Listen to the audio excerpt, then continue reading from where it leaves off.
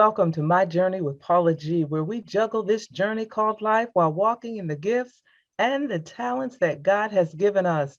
Thank you all so much for joining us on the journey. I hope things are going well with you and that God is continuing to bless you and keep you in your lives. We always want to take a moment to thank our underwriters because without them, we could not do what we do here on My Journey with Paula G. So we thank them so very much. And if you're interested in being an underwriter for My Journey with Paula G, you can reach out to jerryvoicelive@gmail.com or Paula at paulagvoice.com for more information. We would love to have you be a part of the journey. And if this is your first time on the journey, we welcome you and we thank you for being a part of this. If you're returning and you've been watching our shows, we really appreciate your support. And we really appreciate you tuning in each and every week. You know, I tell you all each and every week, and it is so true. Time is precious. Life is precious. Neither one of those things we can get back. And for you to think it not robbery to spend your time here watching My Journey with Paula G, we truly, truly appreciate it. We keep that in mind each and every week when we have these shows, and we know that by the end of the time on this show, you have been blessed, you have been encouraged, and you have something that you can take and wake up tomorrow morning and take that and run with it as you continue your journey. Well, our guest today, I am excited to have this gentleman. You know, you go through life and you have different experiences in life, and you get to a point where you never think about the fact that you would be interviewing or having a conversation with someone whose music you kind of you grew up together because you're about the same age, but you grew up listening to and dancing to and just enjoying. And this gentleman has been in the music industry for over 2 decades. He has been a part of a legendary group that we all know and we all love. He is continuing to juggle this journey called life while walking in the gifts and the talents that God has given him. Ladies and gentlemen, Lord knows. Mm, mm, mm. Please welcome to My Journey with Paula G, Mr. Eric Nolan from the legendary OJs. How are we doing this evening? I'm blessed and I'm juggling. This I'm juggling this life. journey called life. I'm juggling this journey called life. And you know what? That's what we love about this show, and that's and it, you know, I love that because we always want to encourage the audience.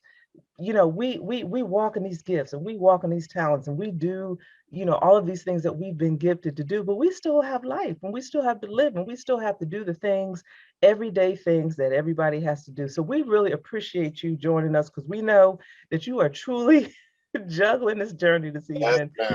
Yes, you ma'am. know, as you're on to do some things that you need to do. So we appreciate you being with us. And all ears are open, but I know I don't have to tell you this, but please keep your eyes on the road. Oh, I'm there. I, So I do love me. yeah, hey, that's a good thing.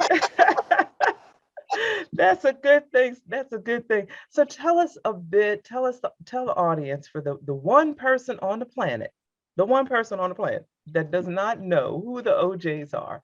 Tell us a bit about your journey, your personal journey, as well as your journey with the OJs. Um, well, I can enlighten you on a couple of little things. Of course, I grew up a fan of the OJs, of Yeah. course, because I'm significantly younger than they are. So Yeah. I grew up. I started a singing group, hopefully to take the place of the OJs when they kind of like would, we thought they was gonna fall off. So Hmm. we wanted to be the next ones in line to take the place of the OJs, but it didn't go that way. Hmm. Walter Williams was managing us at the time, and we had got a deal with Gamble Huff. Hmm. But Walter got us out the deal because Gamble Huff was going to shelve us. They was going to shelve us because they still had the OJs, Yes. and we got out of that deal. And so um, I was just, I was just hopping around from city to city trying to find my way and trying to try to be in the business. But Gerald and I was always close. Gerald and I had made a pact when we were younger because my group was a hot group in Cleveland, the Deltones, and Gerald was just Oh, starting out. yeah. And Gerald, we made a pact. Gerald thought we was gonna be the next one with the record deal, actually. So we made a pact. Whoever made it first pulled the other one in. And so it, of course, what wind up happening is Levert wind up getting a record deal, and Gerald never forgot me. So when his father and them was having auditions and needed a third member, he told his dad about me. And I came and I auditioned, and I made the audition. And through that journey, to just fast forward a little bit, through that journey, after I made the audition, they it was like it reminds you of like being jumped in a gang or something. I don't know, a boot camp. I don't know what it was. All I Initiation. Yeah, initiation. Great word. Great word. So where we had handlers to handle our bags, nobody ever got my bag. I had to take my own bags up to my room. I had to get the last. I had to wait till everybody got their bunk on the tour bus before I got mine. But what they didn't know is that I got two other brothers. And so my mother had bunk beds. We had 3 bunk beds. So I always slept at the top. So when we got on the tour bus, nobody took the top bunk. So Right.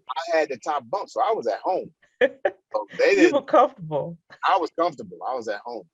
And it was just so many different things that went on with the OJ's organization that they did not include me in the first couple of years. Mm-hmm.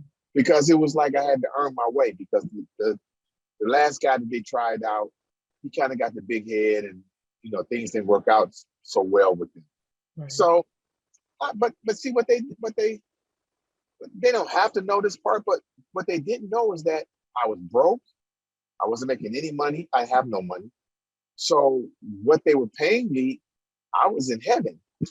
Even though it was compared to now, it was like, pence, but to me, it was everything. I wasn't making nothing. And I get a chance to sing, which I love to do.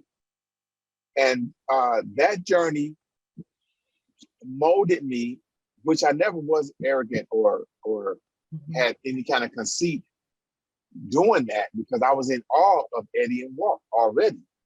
So I didn't want to do anything to disturb that or to get them upset with me. I wanted to do everything that I could to keep the group, where they used to be.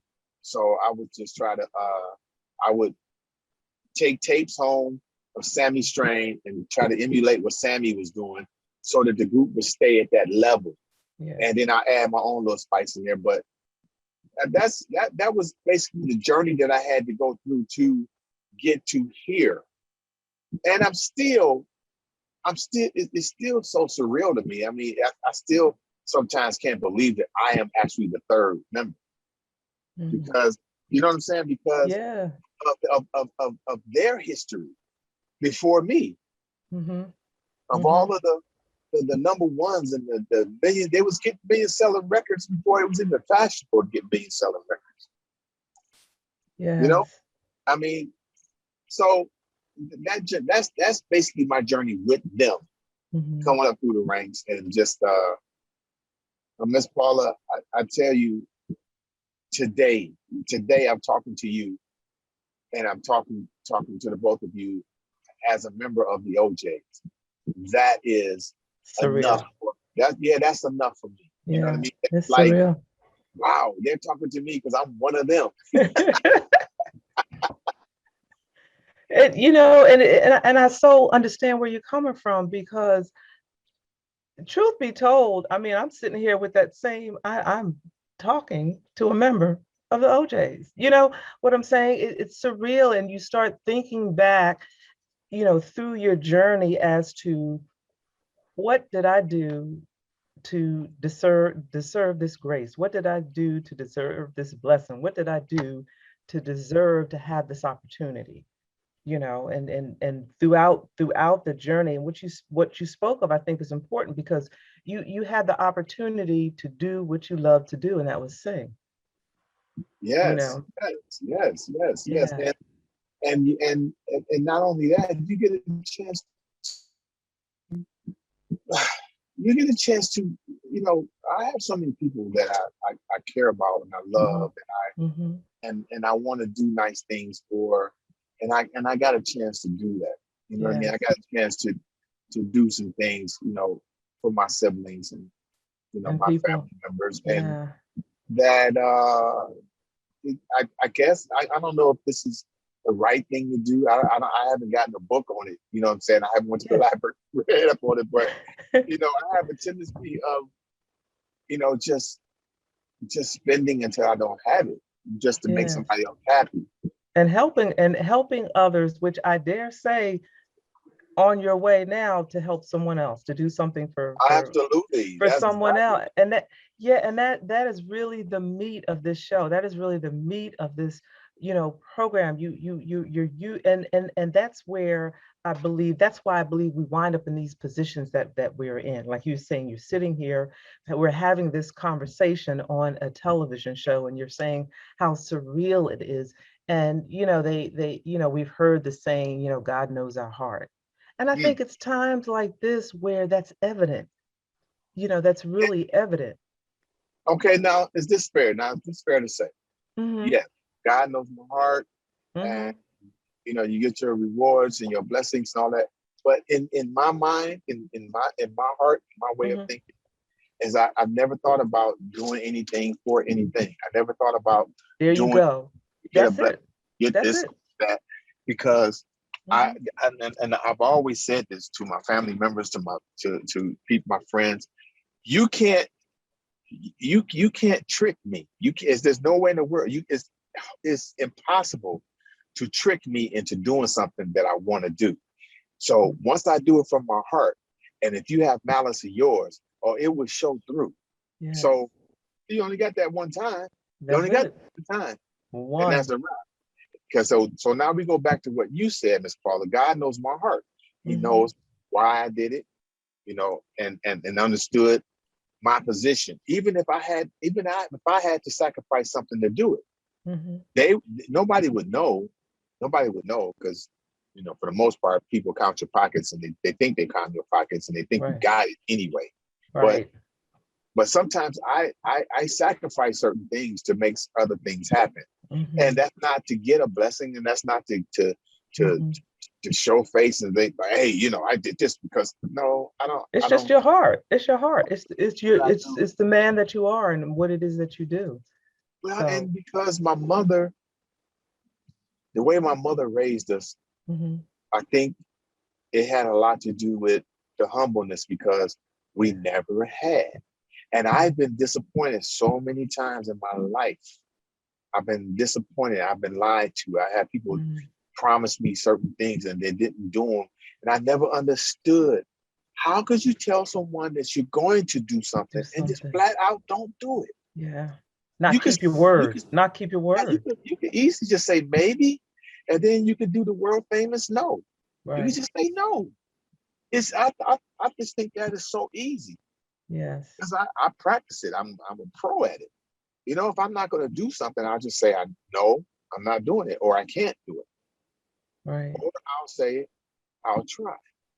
And There you then, go. but if I tell you that I'm going to do it, my word is bond. So I never understood how people could do that. So I never wanted nobody to feel what I felt. Never, Yeah, because that is very hurtful. That is never, very, never.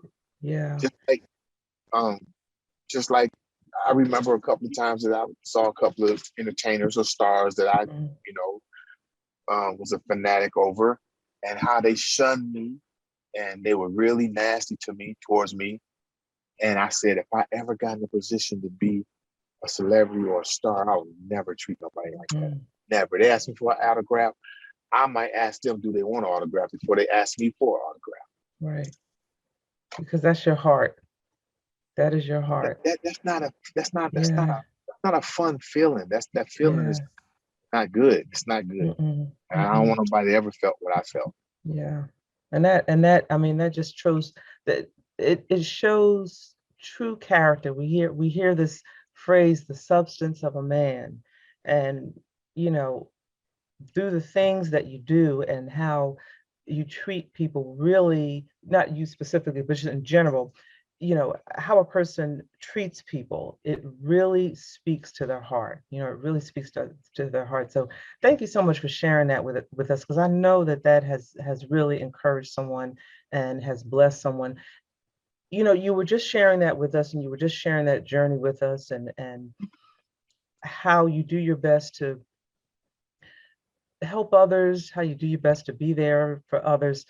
Tell us a bit about this past year, at the time of the taping of this particular show, where we're coming through. We're still, I think, in the midst of a pandemic, but we're, somewhat, what, a year and a half through. Yeah, Share with us, yeah. So share with us a bit of how you've navigated through that, and were there any particular incidents or times that really spoke to you the most, one way or the other? I think that just being away from Eddie and Walt, Mm, that bothered me a lot because we were doing so well. We had just mm, performed at these two casinos mhm, down in Memphis, and we were getting standing ovations and we were doing really good. That was like February the 28th and 29th. mhm. So um, we, we were on a high, so to speak, if that's such thing. We Yes, were yes. on, we were doing so well, and um, I was just looking forward to the next one. And then come around March 16th, that's when they Mhm, started shutting it down. mhm, So at first, if you remember, at first they said 4 to 6 weeks. mhm. They said 4 to 6 weeks. They said 4 to 6 weeks, and um, so there was no urgency for me there. There Mhm, just wasn't. Okay, I can do 4 to 6 weeks. We'll be back working in about 2 months. Cool. mhm. Then when it started, getting real serious and prolonging, I was like, oh, what am I going to do? Mhm, And then I was doing the Eric Nolan project at the same time. I had released In My Life, and I mhm, was doing the Eric Nolan project. So I had just did, I had February the 9th, I had just did the City Winery in DC. So we were starting to put together some dates to do around these city wineries so I can promote the record.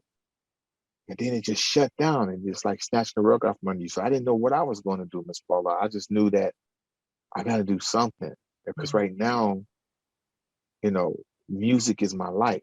Yes. And then, and at the time, I was recording a show. I would record an hour long show for WHUR Oh, in yeah. in Washington In D.C. Washington, D.C., Howard. Yes. Uh-huh. And uh, Max Myrick had me doing an hour long show to come on behind Will Downing's show. Will Downing would come on at 6, I would come on at 7. Mhm, And so um, I would say a lifeline was thrown to me from a gentleman um, named Jay Williams that was general manager for a station in Cleveland mhm, at WOVU. And this is the truth. This is what I'm about to tell you is the truth. This is actually what happened. 107.3 The Wave, who was an independent station here in Cleveland, they were the ones who played all the independent artists. mhm. They were our lifeline here in Cleveland. And so they shut the doors on them on December the 16th. And I was like, oh, snap. What am I going to do to get my record played in Right. Cleveland? How am I going to be heard? Because, the other stations are corporate owned. Yes. We know how that goes, right? Mhm. We already know what it takes to get played on corporate owned radio. And I was like, I need to have a show in Cleveland that I can play Cleveland artists. So I only asked for one day. So I went and met with this gentleman and at WOVU, and I said, I would like to have one day on your radio show so I can, play music. I said, my name is Eric Nolan and I'm doing he said, I know who you are. He said, I can do better than that. I'll give you 2 days. I said, okay, great, 2 days. When I got finished with my first day, my first Monday, which was February the 10th, Mhm. 2020, he came in there in the middle of my show and said, can you do another day? And I said, yeah. So now this is my way. Our guest, Eric Nolan, you have been sharing with us your journey, and our time goes so quickly. I'd like for you to share with our audience your social media, your website, and how they can tune into your show. My Instagram is I am Eric Nolan. My Facebook is Eric Nolan. That's my music page. And my personal page is Eric Nolan Grant. My website is Eric's Room, no apostrophe, just ericsroom.net. And how can they tune into your show? When does your show air? You can, I'm on every Sunday at 8 o'clock. I do a For Lovers Only segment, which is called For the Lover in You, at 8 o'clock on Sundays. And I do Drive Time at 3 o'clock on Mondays and Tuesdays on WOVU.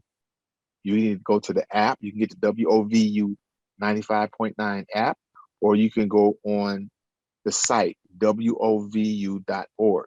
Okay. And I'm there, live and in living color. And then Friday, don't you have a show on Fridays as well? No. Okay. No, what happens is because of COVID, I was recording the Sunday show on Fridays. Okay. So that's what I was doing. I was recording on Fridays for the Sunday show. But if they lift this thing, whatever, then I'll be doing live Sundays again. All right. Well, ladies and gentlemen, please reach out, connect with this gentleman, Eric, that's ERIC Nolan. Reach out and connect with him, stay connected. He just has a wonderful, powerful journey, and we're going to have him back for part 2. Yeah, we got to do this. We got to do this. And when we do this, we got to schedule this, Miss Paula, and then, and if we can we just do an hour so we won't be rushing? Well, you know what, we can have that conversation. We can have that conversation. There must be something else going. Okay, we got. No. We can have it because this show's a 30-minute show. So. I'm sorry. No worries. But we can have that conversation because we make things happen. But we got to go right now. So, ladies and gentlemen, thank you all so much for joining us on the journey. Thank you all so much for tuning in. Our underwriters, we thank you all. And remember, ladies and gentlemen, that the greatest conversation you will ever have is the one that takes place in between your ears. What are you speaking to yourself? Is God a part of that conversation? And are you listening to his still small voice? Until next time, thank you so much for joining us. Embrace the journey. Thank you for having me, Ms. Paul. I appreciate it. Shall be my shield and defense. Jesus be my shield and defense. Shield and defense. I've made my dwelling place here under the Almighty. For God is my refuge and my fortress. I've made my dwelling place here under the Almighty. For God is my refuge and my fortress. He will deliver me from every calamity, and in spite of catastrophe, he comforts in tragedy. So I don't care what they might try. Pestilence dark like the night sky. Bullets and arrows that might fly, threatening thousands at my side. But they shall not come nigh to me. Holy Spirit outside and inside of me. Sheltered up in the most high because my residence is the Father. I've made my dwelling place here under the Almighty. For God is my refuge and my fortress. I've made my dwelling place here under the Almighty. For God is my refuge and my fortress. So I will say like Jacob, oh awesome is this place. This is the Lord's house, and there's nothing that could come against his gates. So draw your weapons, but you won't be able to defeat his gates. Cause we hidden in the secret place, wrapped up in because we seek his face. So they shall not come nigh to me. Holy Spirit outside and inside of me.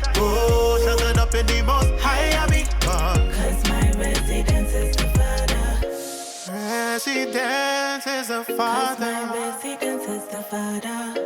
Residence is the Father. My residence is the Father. I've made my dwelling place here. Under the Almighty.